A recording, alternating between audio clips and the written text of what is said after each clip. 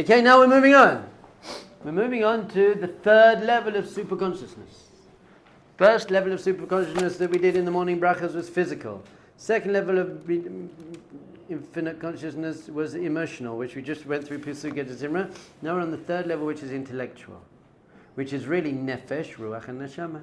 Also, in that order. The nefesh is your physical soul, your ruach is more your emotional soul, and your neshama is more your intellectual soul, your seichel, your divine perspective on life.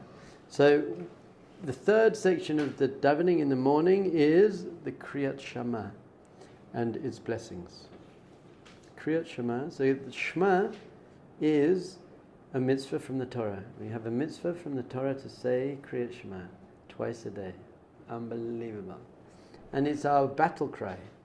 That's what we say just before we fall asleep at night. That's what we say just before we die. How many people jumped on grenades? Roy Klein, one of my heroes, jumped on a grenade screaming Shema Yisrael Hashem Elokeinu Hashem Echad, saved his whole unit basically. It's been happening a lot in the last year and a half. Last thing people are saying is Shema Yisrael Hashem Elokeinu. It's a declaration of faith basically. So some people say Shema is the most important prayer in Judaism. Is that true? Is Shema the most important prayer? It's not a prayer. Shema is not a prayer.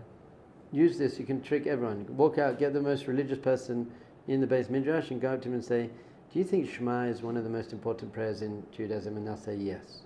And then say to him, well, Rav Dobbe says it's not a prayer because you're not talking to God. You're making a declaration. Shema Yisrael Hashem Elokeinu Hashem Echad. Listen, Jewish people, Hashem is one, basically. It's not a prayer. I'm not praying. Prayer means communication with God. Shema Yisrael Hashem Elokeinu Hashem Echad. I'm not communicating with God. I'm declaring to the world that I believe that everything in existence is just God. There's not a good God and a bad God and they're fighting each other. There's not this world beyond time and space and God's separate from this world, God's in this world. I'm not saying that God is one as opposed to there are not two gods. I'm saying there is only God. Ein od milvado, it's all oneness. I'm making a declaration. So the next time you go to the airport and they say, do you have anything to declare? You say, absolutely. Shema Yisrael Hashem Elokeinu Hashem Echad. If you get arrested for that, very cool. It's worthwhile. Done it a few times. It was great. Yes? The first line, the first paragraph, and the whole thing. We'll get there. I'm actually not going to talk about the Shema today. I'll tell you why. Because the Gemara in Brachas says that before you say the Shema in the morning, you have to say 2 brachas. Now we always make a bracha before we do a mitzvah. But in this mitzvah, it's a very important one. We don't just say Baruch atah Hashem Elokeinu melech haolam asher kiddushanu b'mitzvotav v'tzivanu likro et Hashema. Although you would think we should. But we don't. We have these 2 very full, amazing brachas. And then the Gemara says you have to say 1 bracha afterwards. Remember, just like you eat, you say a blessing before and blessing afterwards. Because you're excited, you're building up, and afterwards you're appreciative. The Maharal says that, the Maharal of Prague, he says that the 3 brachas of the Shema in the morning represent 3 ways Hashem runs the world. And this is going to be a little bit controversial for some people. The first way, which is represented in the first bracha, is through nature. Hashem runs the world through nature. I say, well, we'll see. We're going to go through it a little bit, but the first bracha is all about nature. He created the world and the heavens and the earth. So it says there is something called nature. So the sun rises and sets, because the sun rises and sets. Gravity happens because there is gravity. There is photosynthesis. If you don't look where you're going to bang your knee. There is something called nature. But Hashem's running that. Hashem's running the world through nature. So everything that's happening, Hashem's not sitting back and letting it happen. Hashem's running the world through nature. But in a consistent way. This is how nature goes. Next level, which is in the next bracha, he says through intellect, which means Hashgacha Pratit means it's still through nature, but he's kind of bending nature for you. So he's making the traffic light change just for you to get through. or just you to get stopped, or he brings the bus on time. So there is a power of Hashem where he's just running this consistent thing. And there's a higher power called he's manipulating that thing, but not in an open way. You couldn't really tell, but things are just kind of going. Well, so often we feel, you know what, things are just floating in my life, things are just going, or we have synchronicity, we were thinking about that person, and then we see the person. And then the third level, which we say after the Shema, is miraculous, open miracles, revealed miracles. The Ramchal, Rav Moshe Chaim Lutzato, he says the same thing. The first bracha is physical, it's about physicality. The second is spiritual, it's talking about Torah, is spiritual. And then the last one is talking about the miracles that Hashem did for us when we left Egypt. So we're going through these different levels of Hashgacha. So the word Hashgacha means Divine Providence. So there's Hashgacha Tivi'it, which means Hashem's running the world through nature.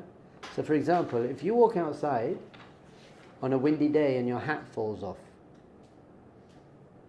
why is that? Why did your hat fly off? Because hats fly off in the wind. That would be God just running through nature. There's a higher level where God is actually manipulating nature, so you'll walk out and the wind will die down. You won't really notice and your hat won't fly off. Now, how do you get the higher level of Hashgacha, of providence?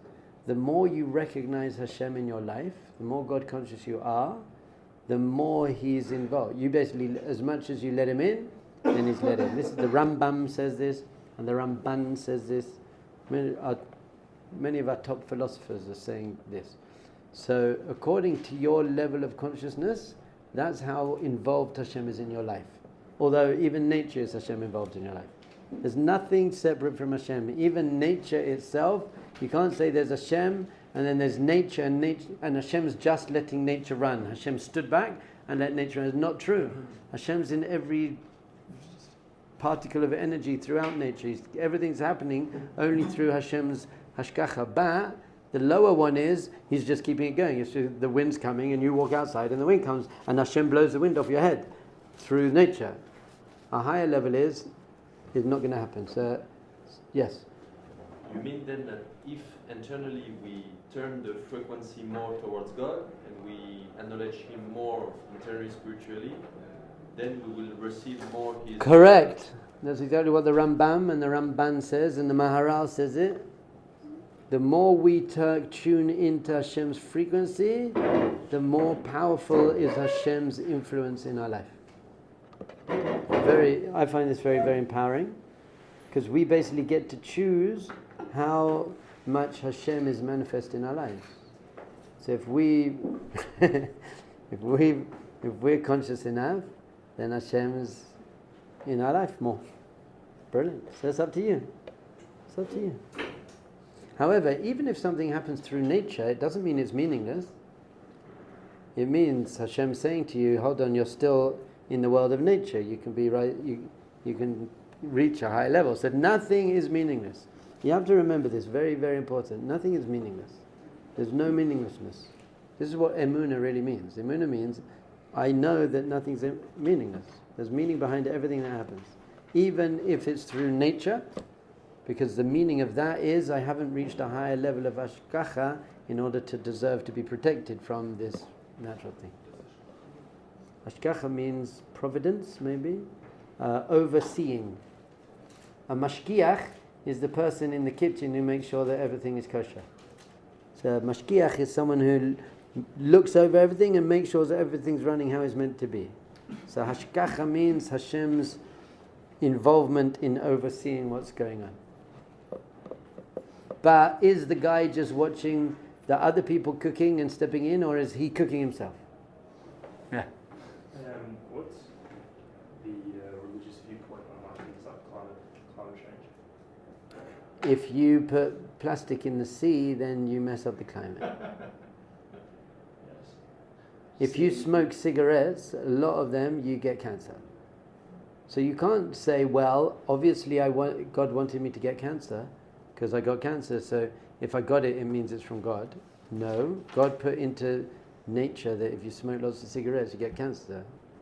just in like the religious community, and I say the religious, I do associate myself in that community, but I see a lot more plastic usage, and there's this, even you go to religious areas, it's like, oh, Mashiach is coming, like I'm doing my davening, I'm doing my, my tzedakah, there's nothing that specifically says, don't put plastic in the ocean. Good, so you're right.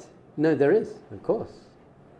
It's at the end of my book, exactly this point. You come to religious Judaism and they all seem to be so holy, but then they're using plastic. Those lines are in my book. And not looking after their health. Lines in my book. Sure. So the Torah says you're absolutely not allowed to destroy the planet. So you're right, they're wrong.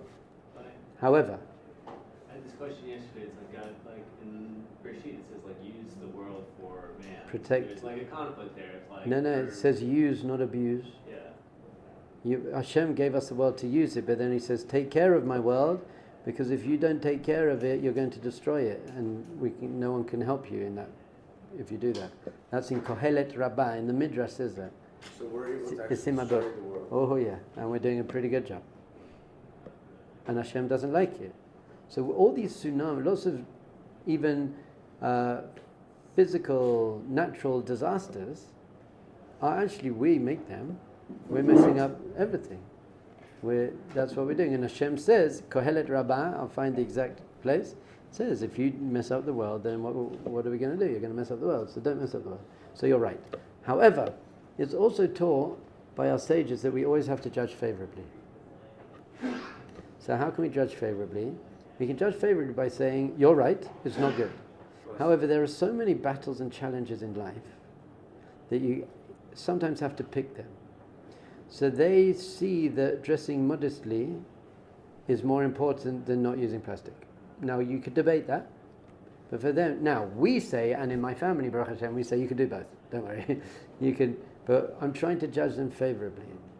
So when you're living in Mea Sharim and you've got 10 children, you don't have enough money. Like we say, well, you should eat healthy. You should have whole wheat bread. But if whole wheat bread is 12 shekels and white bread is 6 shekels, so so then you could say, well, they shouldn't have so many children then. Sure. Okay, good. But what we're trying to do is let's try and find a way to judge them favorably, or in a healthy, nice way, help them not do that. To try and help. But it's very easy to sit on our high horse and say, look at what they're doing, because they'll sit on their high horse and say, okay, you're right, I'm plastic, but you're on TikTok. So what's better, being on TikTok, and you'd say TikTok and they'd say plastic. So we always need, especially other Jews, we need to try and do everything we can to help them, change them, but not walk around being like, how dare you, and I understand them. I don't agree, but I can understand it, and what can we do to change it? But I also try and love every Jew, and I see them doing something that's objectively not good for the planet, and for sure I try and judge them favorably. At some point it's here we gotta improve. 100%, so help them improve. That's beautiful, because if you really love them, you won't be angry with them, you'll be compassionate and try to help them. That's the difference. If you really love them, it won't be anger, it will be compassion and do something. We also say the only way you can really love every Jew is to see through the externals and just say this is also a child of Hashem, it's part of the Shekhinah. Do you think Hashem loves you more than He loves them? Do you think Hashem loves you more than He loves a secular Jew married to a non-Jew? Sure. So if Hashem can love them all, then I can try and love them all. It's a high level, but it's a good one to try and reach without approving of what they're doing. I don't approve of what they're doing, but still love them, and I try to find the good in them. And Rabbi Nachman says if you find the good in other people, then you can bring it out of them. See the good in others, and that actually helps manifest it. Okay.